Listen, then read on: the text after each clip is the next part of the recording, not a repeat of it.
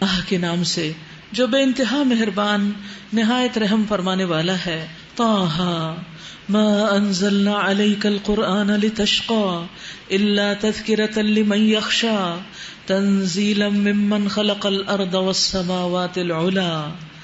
طٰہٰ ہم نے یہ قرآن آپ پر اس لیے نازل نہیں کیا کہ آپ مصیبت میں پڑ جائیں. قرآن ہمیں مشقت میں ڈالنے کے لیے نہیں آیا، یہ ہماری زندگی کو آسان کرنے کے لیے آیا ہے. وقتی طور پر بعض اوقات بعض احکامات ماننے مشکل لگتے ہیں اور ہم مشکل میں پڑ بھی جاتے ہیں، لیکن اگر غور کیا جائے تو اس کے پیچھے بہت سی آسانیاں بھی ہوتی ہیں. یہ تو ایک یاد دہانی ہے ہر اس شخص کے لیے جو ڈرے. نازل کیا گیا ہے اس ذات کی طرف سے جس نے پیدا کیا ہے زمین کو اور بلند آسمانوں کو. اس قرآن کی قدر کیجئے. یہ کتاب دیکھیے کہاں سے آئی ہے، کہاں سے آئی ہے. اس رب کی طرف سے جس نے پیدا کیا اس زمین کو جس پہ آپ بیٹھے ہیں اور بلند آسمانوں کو جس تک آپ پہنچ نہیں سکتے. اس رب نے یہ ہماری ہدایت کے لیے بھیجی، ہماری اتنی کیئر کی، ہمارا اتنا خیال رکھا. وہ رحمان جو عرش پر مستوی ہے، الرحمن علی العرش استوی، مالک ہے ان سب چیزوں کا جو آسمانوں اور زمین میں ہے اور جو زمین و آسمان کے درمیان ہے اور جو مٹی کے نیچے ہیں. ہر چیز اسی کی ہے، ہر چیز. تم چاہے اپنی بات پکار کر کہو، اونچی آواز میں بولو، چیخ چلا کے بولو، خواہ چپکے سے کہو، کسی بات کو سرگوشی کے انداز میں کرو، بلکہ اس سے بھی مخفی تر بات کو وہ جانتا ہے. وہ اللہ ہے، اس کے علاوہ کوئی الہ نہیں، اور اسی کے لیے ہیں اچھے اچھے نام.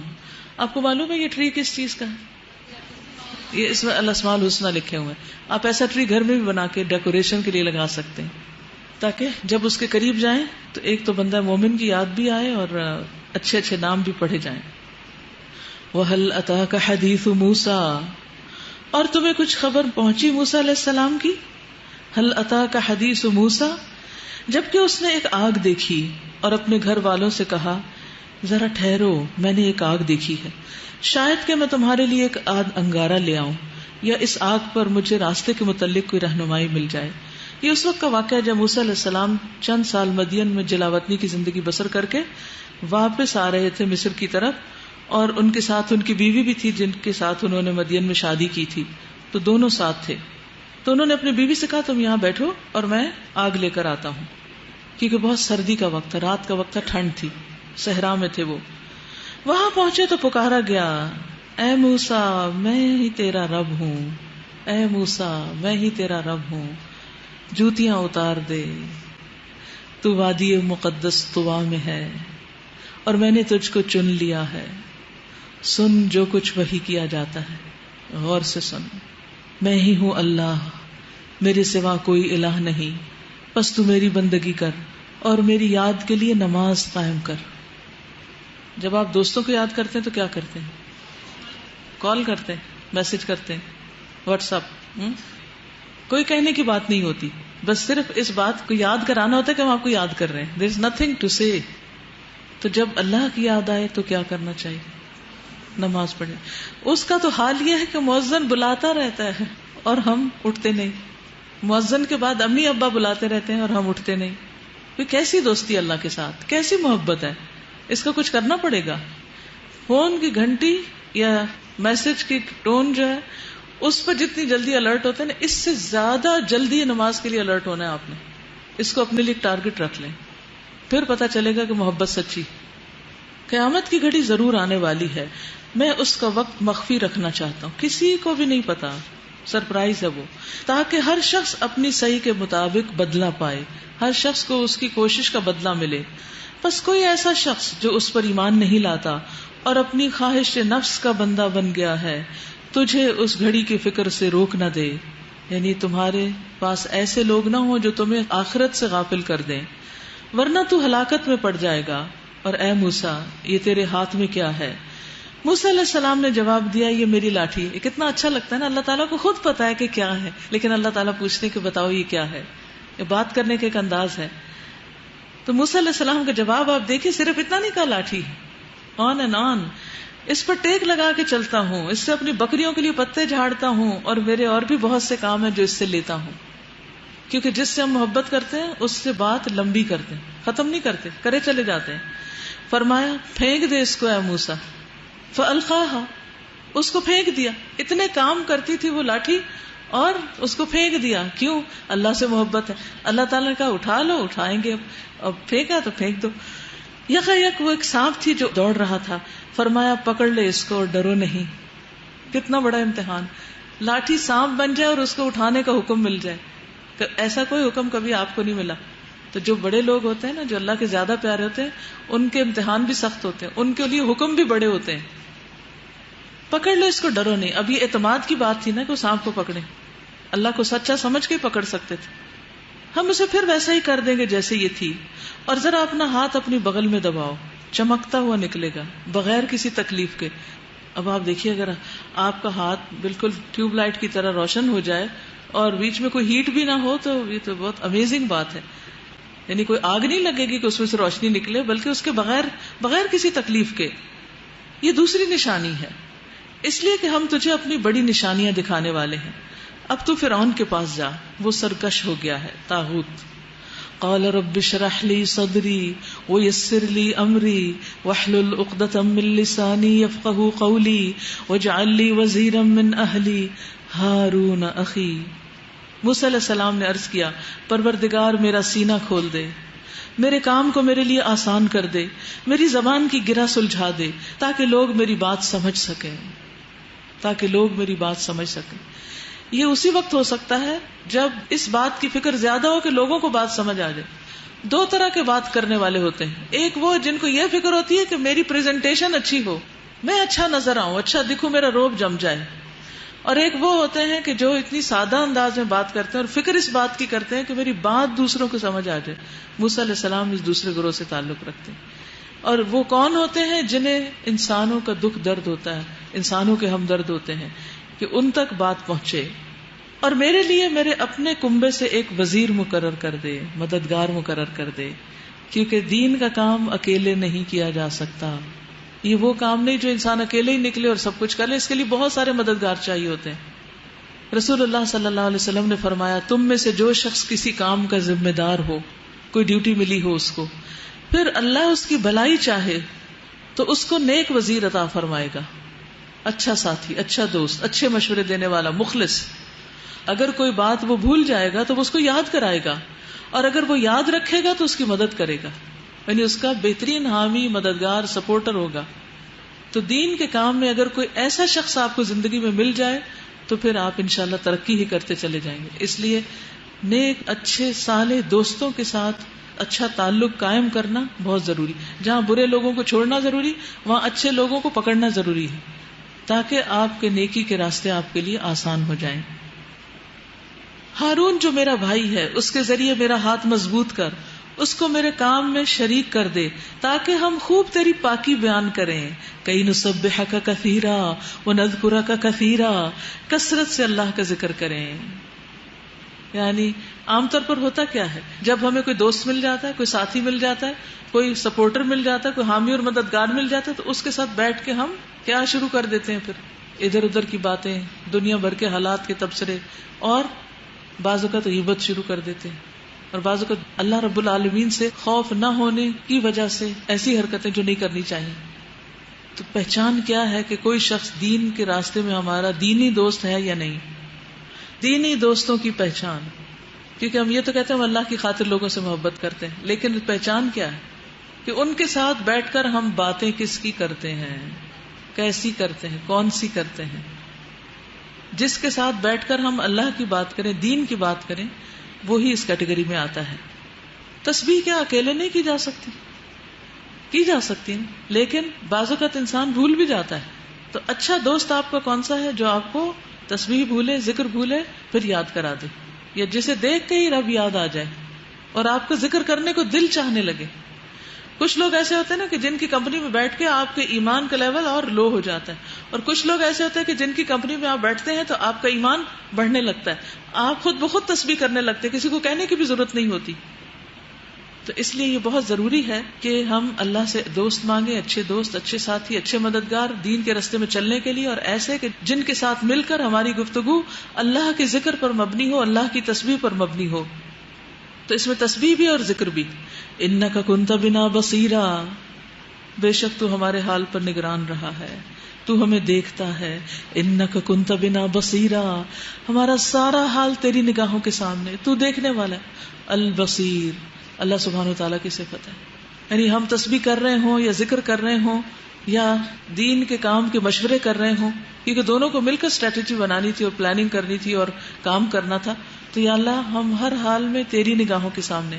یاد رکھیے کہ جب ہم کسی بھی دوست کے ساتھ بیٹھ کر یہ کہہ سکیں انک کنت بنا بصیرا، تو ہمیں دیکھ رہا ہے، تو وہی دوستی اللہ کے لیے ہے. کیونکہ جس دوستی میں بندوں سے چھپ کے غیبت کی جا رہی ہو اور غلط باتیں کی جا رہی ہوں، اس وقت انسان بھولا ہوا ہوتا ہے کہ اللہ ہمیں دیکھتا ہے. فرمایا دیا گیا جو تو نے مانگا اے موسیٰ، ہم نے پھر ایک مرتبہ تجھ پر احسان کیا. یاد کرو وہ وقت جب ہم نے تیری ماں کو اشارہ کیا، ایسا اشارہ جو وحی کے ذریعے کیا جاتا ہے کہ اس بچے کو صندوق میں رکھ دے اور صندوق کو دریا میں چھوڑ دے. اللہ اکبر. دریا اسے ساحل پر پھینک دے گا اور اسے میرا دشمن اور اس بچے کا دشمن اٹھا لے گا. یعنی گویا دوسرے لفظوں میں اپنا بچہ دریا میں ڈال کے دشمن کو بھیج دو. کتنا مشکل کام، کتنا مشکل فیصلہ. لیکن موسیٰ علیہ السلام کی والدہ نے کیسی اطاعت کی. آپ پر تو ایسا کوئی امتحان نہیں آیا. ہم اپنے غموں اور اپنی پریشانیوں کو بڑا سمجھتے ہیں کہ بہت آزمائے گئے، اور یہاں آپ دیکھیے میں نے اپنی طرف سے تجھ پر محبت طاری کر دی اور ایسا انتظام کیا کہ تو میری نگرانی میں پالا جائے. کیسا بیلنس ہے نا. ایک طرف اللہ تعالیٰ آزمائش میں ڈالتا ہے اور دوسری طرف اللہ تعالیٰ محبتوں سے نوازتا ہے، کئی اور خیر بھلائی کے راستے کھول دیتا ہے. یعنی اللہ تعالیٰ کی آزمائش ایسے نہیں ہوتی کہ صرف آپ کو آزماتا ہی رہے. یاد کرو جبکہ تیری بہن چل رہی تھی، پھر جا کر کہتی میں تمہیں اس کا پتہ دوں جو اس بچے کی اچھی طرح پرورش کرے. اس طرح ہم نے تجھے پھر تیری ماں کے پاس پہنچا دیا تاکہ اس کی آنکھ ٹھنڈی رہے اور وہ رنجیدہ نہ ہو. کتنا خیال رکھا اللہ نے. یعنی ایک دفعہ شوق بھی لگا، غم بھی آیا، رنج بھی ہوا، دل اڑنے لگا، لیکن ساتھ ہی پھر اللہ نے سنبھال بھی لیا. اور یہ بھی یاد کرو کہ تو نے ایک شخص کو قتل کر دیا تھا، ہم نے تجھے اس پھندے سے نکالا اور تجھے مختلف آزمائشوں سے گزارا اور تو مدین کے لوگوں میں کئی سال ٹھہرا رہا. پھر اب ٹھیک اپنے وقت پر تو آ گیا اے موسیٰ، میں نے تجھ کو اپنے کام کا بنا لیا. جا تو اور تیرا بھائی میری نشانیوں کے ساتھ، اور دیکھو تم میری یاد میں کمی نہ کرنا. یہاں دو تین چیزیں بڑی اہم ہیں. وَاصْطَنَعْتُكَ لِنَفْسِي، میں نے تجھے اپنے کام کا بنا لیا. تو اللہ سبحانہ وتعالیٰ جس سے اپنا کام لینا چاہتا ہے اسے مختلف طرح کے امتحانوں میں ڈالتا ہے اور پھر اس کے بعد اس کو ایک خاص رنگ میں ڈھال کر اس سے کام لیتا ہے. ہم سب چاہتے ہیں اللہ کا کام کریں، چاہتے ہیں، لیکن اس کے لیے ایک خاص انداز میں ڈھلنا پڑتا ہے، اپنی انا کو قربان کرنا پڑتا ہے، اپنی خواہشات کو قربان کرنا پڑتا ہے، اور پھر اللہ کی پسند کا بنتا ہے انسان. بعض اوقات انسان کے اوپر پریشانیاں بھی آتی ہیں، مسائل بھی ہوتے ہیں، مشکلات بھی آتی ہیں، لیکن انسان ان پر صبر کرے کہ اللہ مجھے اپنے لیے چن لے، اس سے زیادہ اور کیا چاہیے. اور جب چن لیا اور پھر اتنا قریب کیا اور سرگوشی کی اور نبوت دی اور پھر اس کام کے لیے بھیجا، فرمایا اذهب انت واخوك بآیاتی ولا تنیا فی ذکری، جاؤ تم اور تمہارا بھائی میری آیات کے ساتھ، نشانیوں کے ساتھ، اور میرے ذکر میں کمی نہ کرنا، ذکر میں سستی نہ کرنا. تو اللہ کے جو چنے ہوئے بندے ہوتے ہیں ان کی کچھ صفات ہوتی ہیں. ایک تو یہ کہ اللہ تعالیٰ جس کے ساتھ بھلائی کرنا چاہتا ہے اسے دین کی سمجھ دے دیتا ہے. تو آپ بھی ایک طرح سے چنے ہوئے لوگ ہیں. آپ کن راستوں پہ جا رہے تھے، اللہ نے راستہ موڑ کے آپ کو یہاں لا بٹھایا کہ آپ قرآن سیکھیں. یہ چننے کی علامت ہے. پھر دوسرے وہ ہوتے ہیں جو اللہ کی بات مانتے ہیں، یعنی جو کچھ پڑھتے ہیں سمجھتے ہیں پھر کرتے بھی ہیں.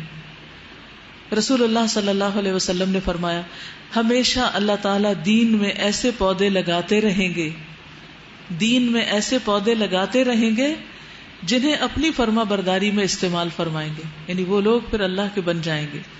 پھر اللہ کے خاص چنے وہ بندے کون سے ہوتے ہیں؟ جو قرآن والے ہوتے ہیں. رسول اللہ صلی اللہ علیہ وسلم نے فرمایا لوگوں میں سے کچھ اہل اللہ ہوتے ہیں.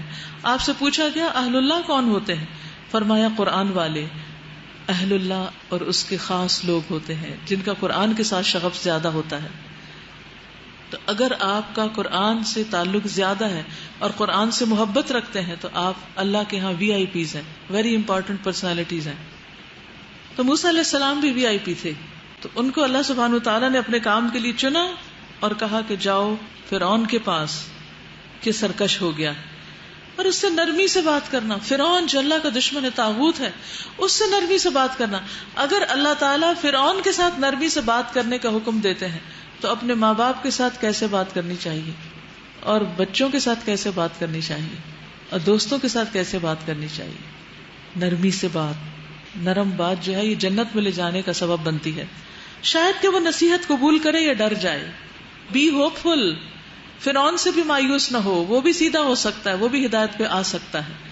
اس عزم کے ساتھ انسان کسی کے پاس بھی جائے، ہاں کوئی کتنا بھی بگڑا ہوا ہو، کبھی بھی انسان پریشان نہیں ہوتا، حوصلہ نہیں ہارتا، پورے کانفیڈینس سے جاتا ہے یہ بھی ٹھیک ہو سکتا ہے، یہ بھی ٹھیک ہو سکتا ہے. بعض اوقات ہم کسی کو ایک بات بتاتے ہیں، وہ نہیں مانتا تو ہم کہتے ہیں اس کو تو ساری زندگی ہدایت نہیں ملے گی.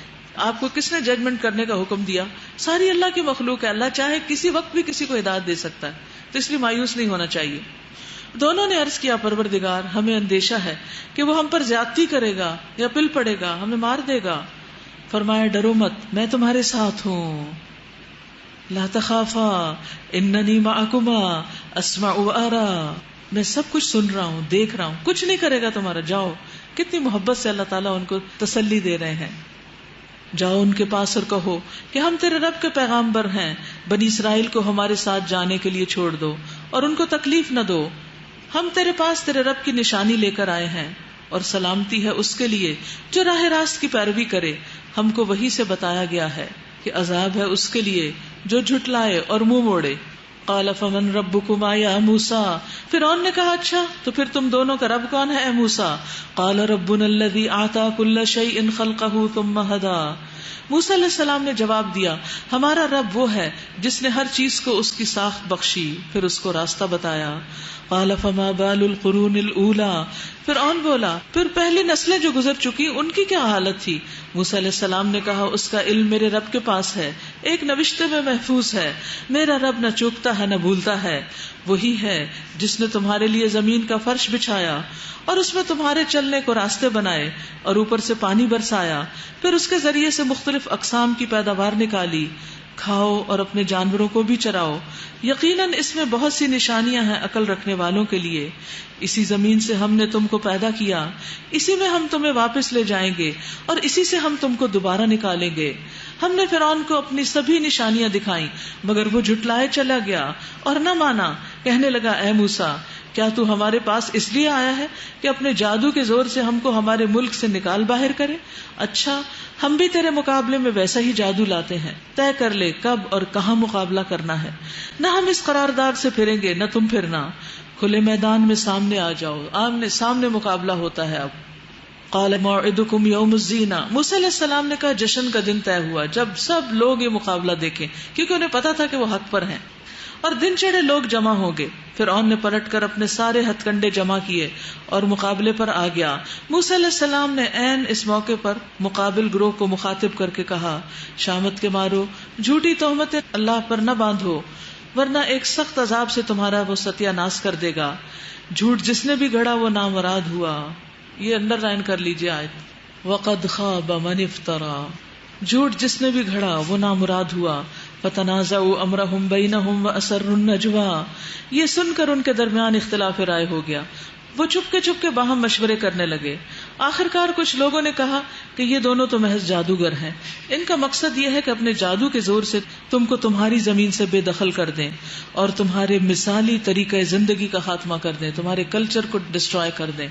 ان کو اپنے زندگی کے لائف سٹائل، طریقتکم المثلی کا ہوتا ہے لائف سٹائل، بے مثال زندگی گزارنے کا جو ایٹیکیٹس اور آداب اور جو سامان زندگی ہے یہ ختم کرنا چاہتے ہیں یہ مولوی حضرات، یعنی جیسے آج کی زبان میں کہا جاتا ہے.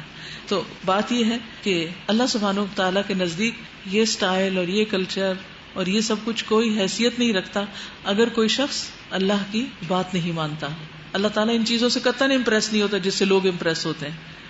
ہاں کوئی اللہ کی اطاعت کے ساتھ اگر صاف ستھری زندگی بسر کرتا ہے، ایک سلیقے کے ساتھ زندگی بسر کرتا ہے، خوبصورت انداز میں زندگی بسر کرتا ہے، اسراف اور بخل کے بغیر، تو اللہ تعالیٰ کے ہاں وہ ناپسندیدہ نہیں.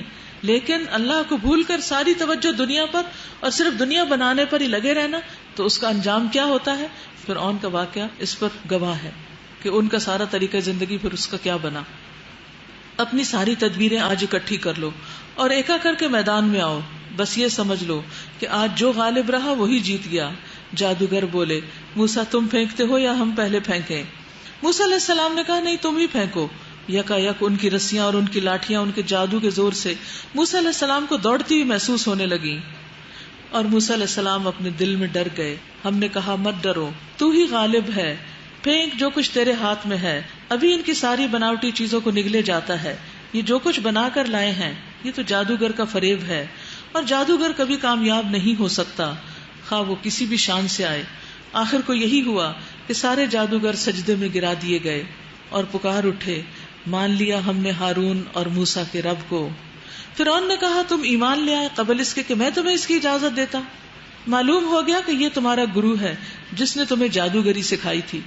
اچھا، اب میں تمہارے ہاتھ پاؤں مخالف سمتوں سے کٹواتا ہوں اور کھجور کے تنوں پر تم کو سولی دیتا ہوں، پھر تمہیں پتا چل جائے گا کہ ہم دونوں میں سے کس کا عذاب زیادہ سخت اور دیر پا ہے، یعنی کون زیادہ بڑی سزا دیتا ہے، میں دیتا ہوں یا موسیٰ علیہ السلام دیتے ہیں۔ جادوگروں نے جواب دیا، قسم ہے اس ذات کی جس نے ہمیں پیدا کیا، یہ ہرگز نہیں ہو سکتا کہ ہم روشن نشانیاں سامنے آ جانے کے بعد بھی صداقت پر تجھے ترجیح دیں، یعنی تیری بات اب ہم نہیں مان سکتے، ہمیں حق پتہ چل چکا ہے، تو جو کچھ کرنا چاہے کر لے، تو زیادہ سے زیادہ بس اسی دنیا کی زندگی کا فیصلہ کر سکتا ہے۔ ہم تو اپنے رب پر ایمان لے آئے تاکہ وہ ہماری خطائیں معاف کر دے اور اس جادوگری سے جس پر تو نے ہمیں مجبور کیا تھا درگزر فرمائے۔ اللہ ہی اچھا ہے اور وہی باقی رہنے والا ہے۔ انہ من یأت ربہ مجرما فإن لہ جہنم لا يموت فیہا ولا یحیا۔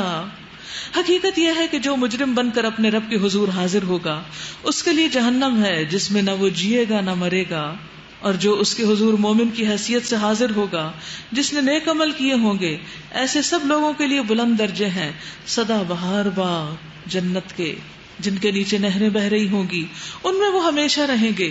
یہ جزا ہے اس شخص کی جو پاکیزگی اختیار کرے۔ ہم نے موسیٰ علیہ السلام پر وحی کی کہ اب راتوں رات میرے بندوں کو لے کر چل پڑ اور ان کے لیے سمندر میں سے سوکھی سڑک بنا لے، تجھے کسی کے تعاقب کا ذرا خوف نہ ہو اور نہ سمندر کے بیچ سے گزرتے ہوئے ڈر لگے۔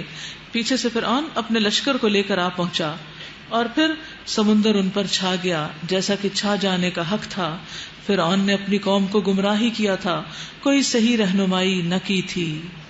اتنی دنیا کی ترقی کر کر کے آخر انجام کیا ہوا؟ سارے کاریگر اور وہ خود ڈوب مرے اور دنیا پیچھے چھوڑ گئے جس کے بہت سے راز اور جانتے بھی نہ تھے اور اس کلچر کو آگے چلا بھی نہ سکے۔ ہاں، آج کچھ لوگ اس کی نقالی کرتے ہوئے پائے جاتے ہیں لیکن وہ اصل کے مقابلے میں کچھ بھی نہیں۔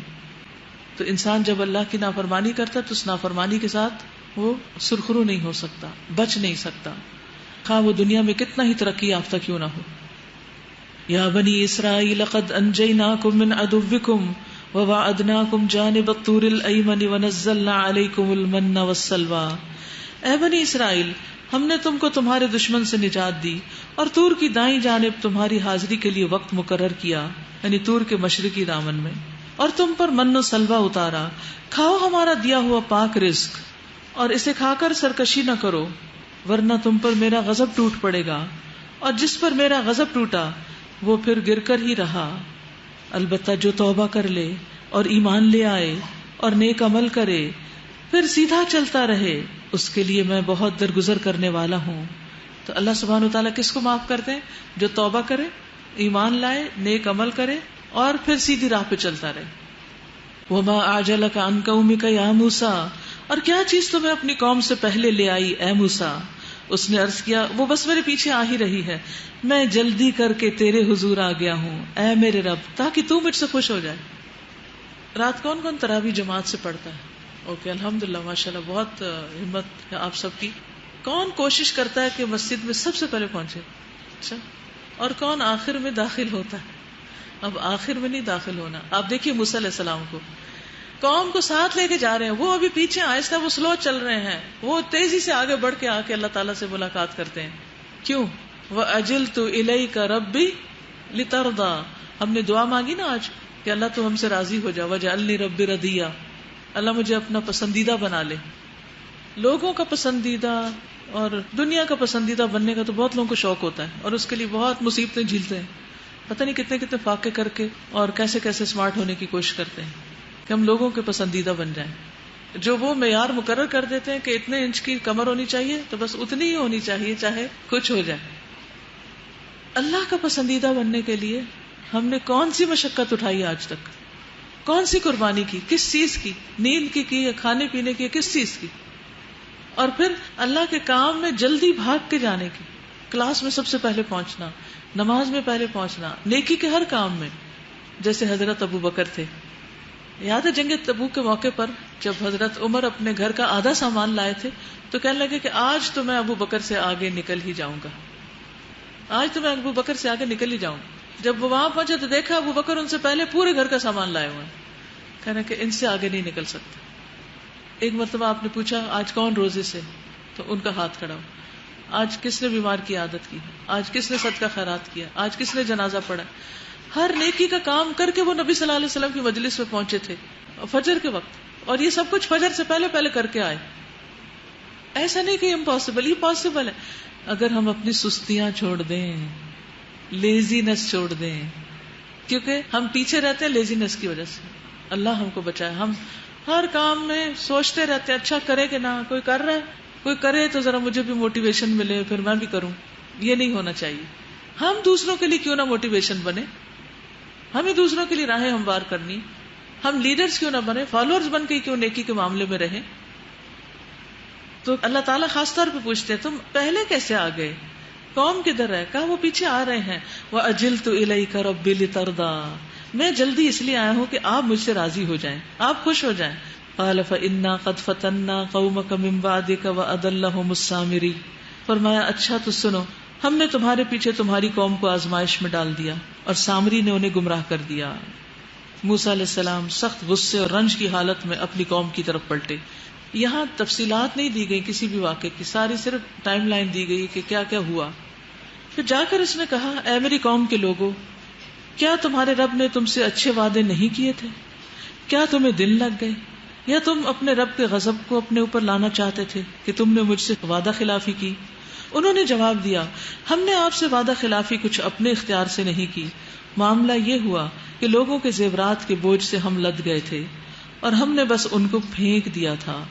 پھر اس طرح سامری نے بھی کچھ ڈالا اور ان کے لیے ایک بچڑے کی مورت بنا کر لایا جس میں سے بیل کی سی آواز نکلتی تھی. لوگ پکار اٹھے یہی ہے تمہارا رب اور موسیٰ کا رب, موسیٰ کا الہ. موسیٰ اسے بھول گیا. کیا وہ دیکھتے نہ تھے کہ وہ ان کی بات کا نہ جواب دیتا ہے نہ ان کے نفع نقصان کا کچھ اختیار رکھتا ہے. ہارون علیہ السلام نے موسیٰ علیہ السلام کے آنے سے پہلے ہی ان سے کہہ دیا تھا کہ لوگوں تم اس کی وجہ سے فتنے میں پڑ گئے ہو, تمہارا رب تو رحمان ہے, بس تم میری پیروی کرو اور میری بات مانو. مگر انہوں نے اس سے کہہ دیا کہ ہم تو اسی کی پرستش کرتے رہیں گے جب تک کہ موسیٰ واپس آ جائے.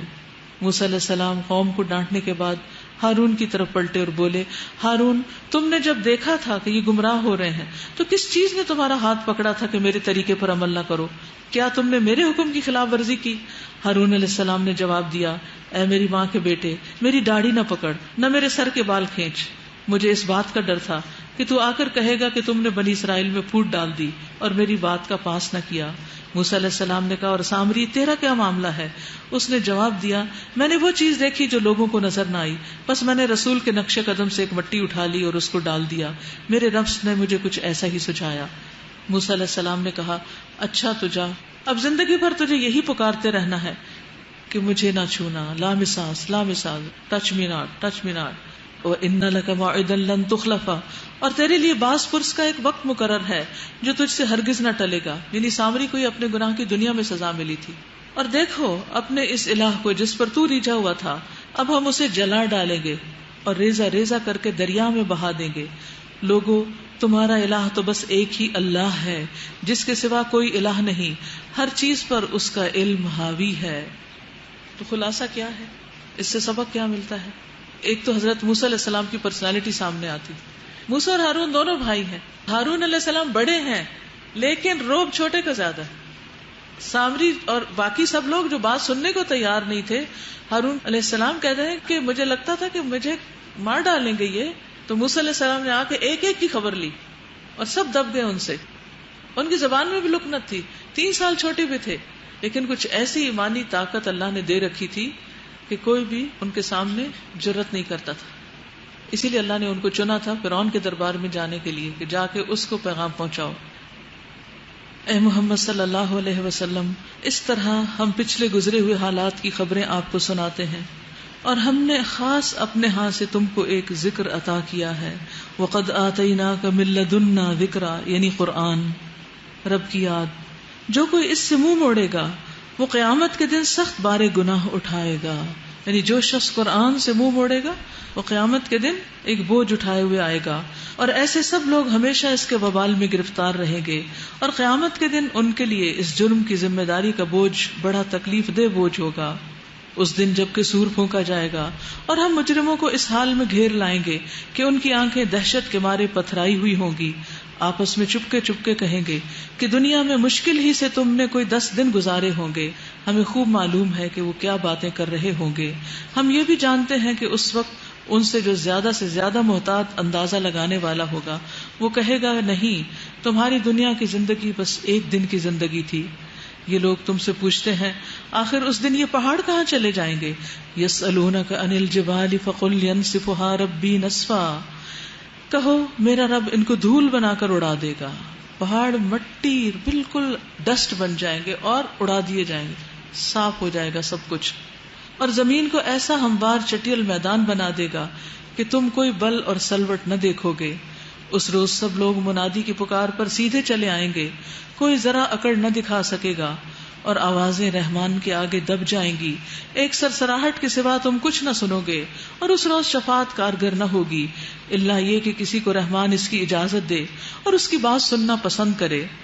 یعنی کوئی کسی کی شفاعت نہیں کر سکے گا جب تک اللہ تعالیٰ کی طرف سے اجازت نہ ہو. وہ لوگوں کا اگلا پچھلا سب حال جانتا ہے اور دوسروں کا اس کا پورا علم نہیں. اللہ تعالیٰ لوگوں کا سارا حال جانتے ہیں لیکن لوگوں کو علم نہیں. لوگوں کے سر اس دن حی قیوم کے آگے جھک جائیں گے. نامراد ہوگا جو اس وقت کسی ظلم کا بارے گناہ اٹھائے ہوئے ہو, اور کسی ظلم یا حق تلفی کا خطرہ نہ ہوگا اس شخص کو جو نیک عمل کرے اور اس کے ساتھ وہ مومن بھی ہو. اور اے محمد صلی اللہ علیہ وسلم, اسی طرح ہم نے اسے قرآن عربی بنا کر نازل کیا ہے, اور اس میں طرح طرح سے تنبیہات کی ہیں, شاید کہ لوگ کج روی سے بچیں یا ان میں کچھ ہوش کے آثار اس کی بدولت پیدا ہوں. بس بالا و برتر ہے اللہ, بادشاہ حقیقی. اور دیکھو قرآن پڑھنے میں جلدی نہ کیا کرو جب تک تمہاری طرف اس کی وحی تکمیل کو نہ پہنچ جائے, اور دعا کرو کہ اے پروردگار مجھے مزید علم عطا فرما. کس کو کہا جا رہا ہے؟ نبی صلی اللہ علیہ وسلم کو. نبی صلی اللہ علیہ وسلم کون تھے؟ اللہ کے محبوب, اللہ کے رسول. اللہ کے محبوب اور اللہ کے رسول کے لیے اللہ تعالیٰ نے جو چیز پسند کی وہ کیا تھا؟ علم. کہ اللہ مجھے اور علم دے. تو ہمیں بھی اپنے لیے سب سے زیادہ کیا مانگنا چاہیے؟ علم. کہ اللہ اور علم دے, نافع علم عطا کر. اللہم انی اسألک علما نافعا ورزقا طیبا وعملا متقبلا. ٹھیک ہے, تو رزق بعد میں آتا ہے, علم پہلے آتا ہے. وَقُلْ رَبِّ زِدْنِي عِلْمًا وَلَقَدْ عَهِدْنَا إِلَىٰ آدَمَ مِنْ قَبْلُ فَنَسِيَ وَلَمْ نَجِدْ لَهُ عَزْمًا. ہم نے اس سے پہلے آدم کو ایک حکم دیا تھا علیہ السلام, مگر وہ بھول گیا اور ہم نے اس میں عزم نہ پایا. یاد کرو وہ وقت جب ہم نے فرشتوں سے کہا تھا کہ آدم کو سجدہ کرو, تو وہ سب سجدے میں گر گئے مگر ایک ابلیس تھا کہ انکار کر بیٹھا. اس پر ہم نے آدم سے کہا کہ دیکھو یہ تمہارا اور تمہاری بیوی کا دشمن ہے, ایسا نہ ہو کہ یہ تمہیں جنت سے نکلوا دے اور تم مصیبتوں میں پڑ جاؤ. ایسا نہ ہو کہ یہ تمہیں جنت سے نکلوا دے اور تم مصیبت میں پڑ جاؤ. یہاں تو تمہیں یہ آسائشیں حاصل ہیں کہ نہ بھوکے ننگے رہتے ہو, نہ پیاس اور دھوپ تمہیں ستاتی ہے. لیکن شیطان نے اس کو پھسلایا, کہنے لگا آدم بتاؤں تمہیں وہ درخت جس سے ابدی زندگی اور لازوال سلطنت حاصل ہوتی ہے. آخر کار دونوں میاں بیوی اس درخت کا پھل کھا گئے. نتیجہ یہ ہوا کہ فوراً ہی ان کے سطر ایک دوسرے کے آگے کھل گئے اور دونوں اپنے آپ کو جنت کے پتوں سے ڈھانکنے لگے. آدم علیہ السلام نے اپنے رب کی نافرمانی کی اور راہ راست سے بھٹک گئے.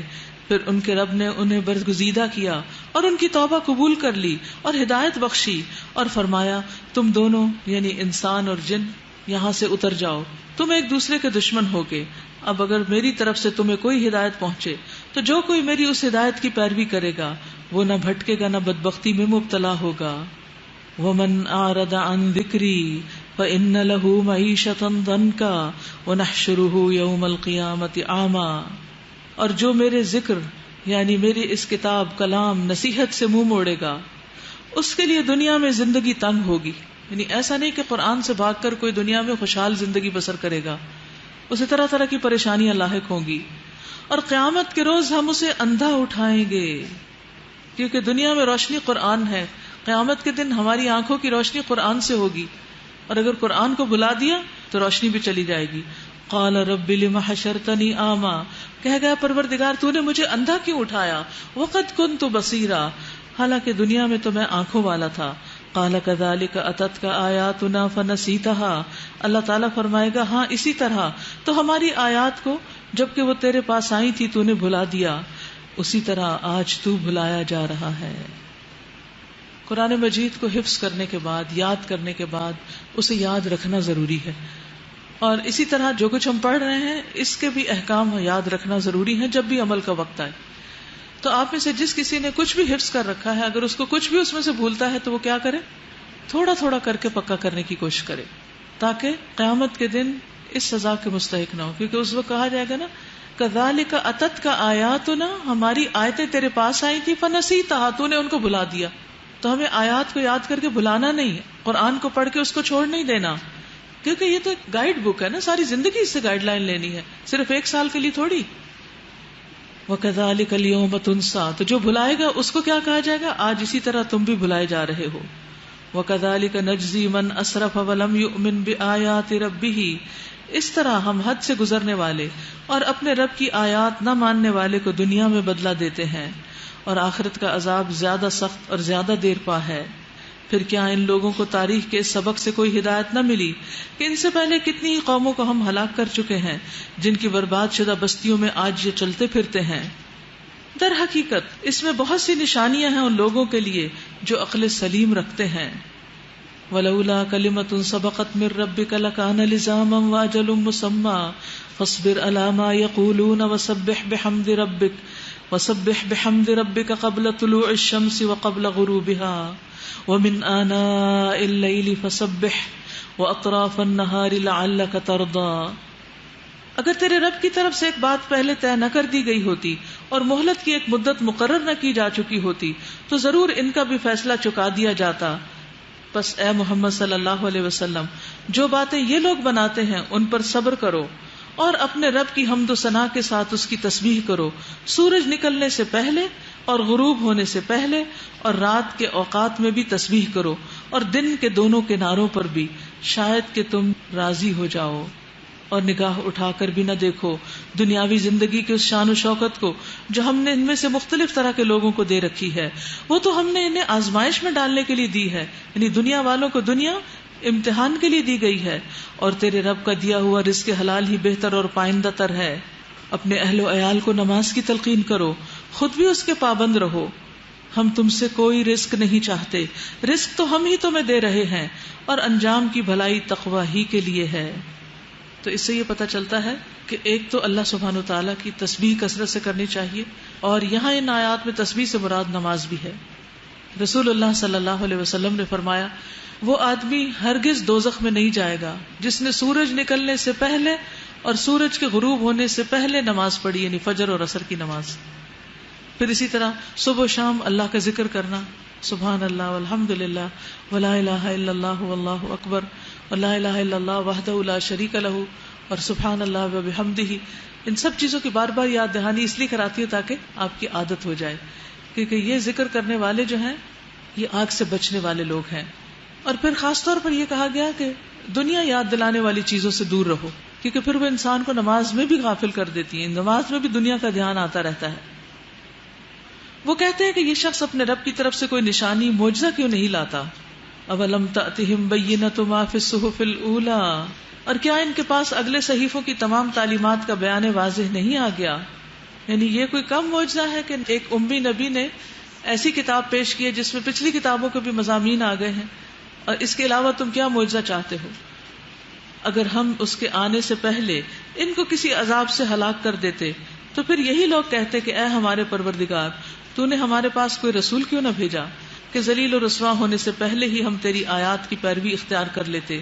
اے محمد صلی اللہ علیہ وسلم ان سے کہیے، ہر ایک انجام کار کے انتظار میں ہے، بس اب منتظر رہو، ان قریب تمہیں معلوم ہو جائے گا کہ کون سیدھی راہ چلنے والے ہیں اور کون ہدایت یافتہ ہیں۔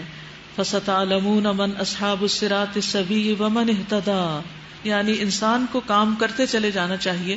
یہ اللہ تعالیٰ کا فیصلہ ہے کہ وہ کس وقت حق کو سامنے لے آئے۔ یعنی اس وقت جب انسان اچھے کام کر رہا ہوتا ہے تو کوئی ماننے کو تیار نہیں ہوتا، لیکن پھر ایک وقت آتا ہے کہ حق ہو کر رہتا ہے اور حق اپنا حق ہونا منوا لیتا ہے۔ اس لیے لوگوں کے ڈر سے نیکی شروع کر کے جلدی چھوڑ نہیں دینی چاہیے، اس پر پابندی اور استقامت اختیار کرنی چاہیے۔ وآخر دعوانا ان الحمد للہ رب العالمین۔ کل ہم نے دجال کے فتنے کی بات کی تھی، تو تمام انبیاء نے لوگوں کو، اپنی امتوں کو دجال کے فتنے سے ڈرایا تھا، تو یہ ایک CD ہے جس میں تفصیل کے ساتھ دجال کے بارے میں بات کی گئی۔ اسی طرح اولاد کی نیکی کے لیے سب ماں باپ پریشان رہتے ہیں، تو صالح اولاد کے لیے دعائیں ہیں، اس پہ لیکچر بھی ہے، اور جو خاص طور پر ولادت میں سہولت وغیرہ کی دعائیں جو عام طور پر پتہ نہیں ہوتا، تو یہ آج کے چونکہ موضوع سے متعلق ہے اس لیے اس کو انٹروڈیوس کر رہی ہوں۔